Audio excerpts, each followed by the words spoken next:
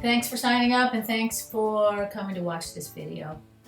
So when I knew I was going to do some videos, I thought for a bit about what would be the most useful and helpful for people. So what are the most common problems related to posture that people have? And what are the most common activities that can lead to poor posture? So that's why I came up with sitting, texting, and driving. Okay, so I'll start with sitting. We all sit too much. Pretty much almost all of us are sitting way too much. So we're sitting on our glutes, which are actually prime movers, okay? They're supposed to be moving us. They're big, strong muscles, and we're sitting on them all day. So those tend to turn off. What also happens when we're sitting is the hip flexors shorten and don't get much action either. And then when the hip flexors shorten and become kind of habitually shortened and perhaps tight, when you stand up, or the rest of your posture in general is also compromised. So all the sitting is tightening and shortening the hip flexors, and then like sort of permanently. So when we stand up, that tightness and that shortness actually pulls our hips forward. So it gives us an anterior tilt, and that can lead to a host of a whole lot of other maladies that I can talk about another time. So sitting. A lot of things happen when we're sitting. So in this case, our pelvis actually tilts posteriorly. Okay, so we're sitting in a relaxed position. Well, I can't really show you. And I'm on a ball. That's why I'm bouncing around. This is a good idea. Get on a ball. What happens when we're sitting in a chair is we'll often slump. Okay, so the hips go posterior, and then they just hang out there, which they really shouldn't do. We lose the curve in our back. Okay, and then we're slumping forward. So it creates all kinds of problems all the way up. So that's the deal with sitting. It's good to kind of move around and not sit for long periods of time. Get up, move around. What else do I want to say about sitting? Well, the best way to sit when you're sitting is make sure that your hips are rolled forward. So you have a nice, healthy anterior tilt. So if I'm on a chair, the tendency is to do this, right?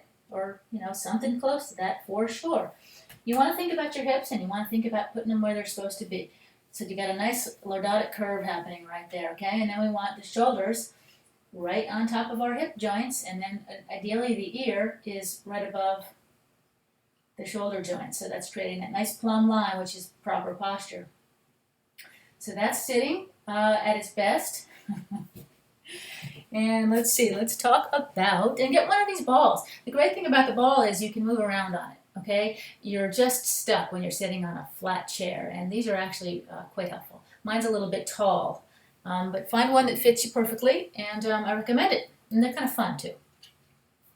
Next thing is texting. All right. So I just learned a new term today. It's called eye posture, okay? So the state of our human health and what we're up to these days has created a new term called eye posture. So it's the posture we get from, for instance, looking at our iPhone, okay? So I'll give you the side view, but you guys all know what I'm talking about, and you see people walking around all over the place, down like this, looking at something. Okay, so that's apparently eye posture. And we really shouldn't be doing it. So the thing about the worst of it, and that's the kind of the piece I'll focus on, is the head being that much forward. So John Elder, Egoscue practitioner, wrote an article called "Carrying a Bowling Ball with a Fishing Pole," or holding a bowling ball with a fishing pole. So picture that for a minute, and think about that for a minute. That's pretty much a really good metaphor to what happens when our head is forward. Okay, so our head weighs about 10 pounds. Roughly, and the more forward we get from what we would call the gravity line, or where our low joints are sitting, the heavier and the more gravitational force is being put on our back in general, and all those muscles that are working every day and all day to hold us upright and to keep our head actually just floating. It really should be floating straight above the neck and the shoulder girdles. So that's what's going on when we're texting. The weight increases exponentially. Like I said, the head weighs about 10 pounds, so it can have as much as 60 pounds worth of gravitational force when it's when it's that forward, okay? And that is causing all kinds of things. So oftentimes headaches are quite related to our posture. You know, we've got a whole lot of neck muscles, and a lot of them are quite tiny. You know, and erector spinae, they go all the way down the back. Those are all working hard all day if our head is forward, okay? So they're all being stressed out a bit, and the tightness that gets created in that sort of occipital ridge area, where a lot of the muscles start or finish right in there, that can cause a tension headache. So keep that in mind. And that's the deal with texting. The last one I want to talk about real quick is driving.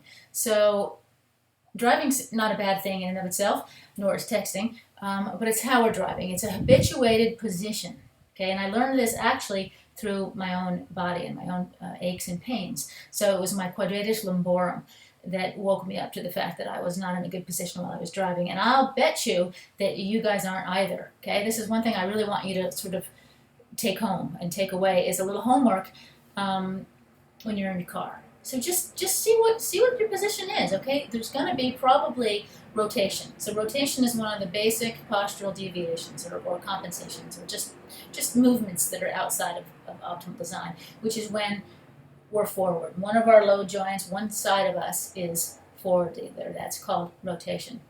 So what I noticed is that my quadratus lumborum hurts all the time. Okay, so it's happening right about there. It goes from the ribs down to the pelvis, and then some of the spine, I think, too. So it's a kind of a short, really strong little muscle right there.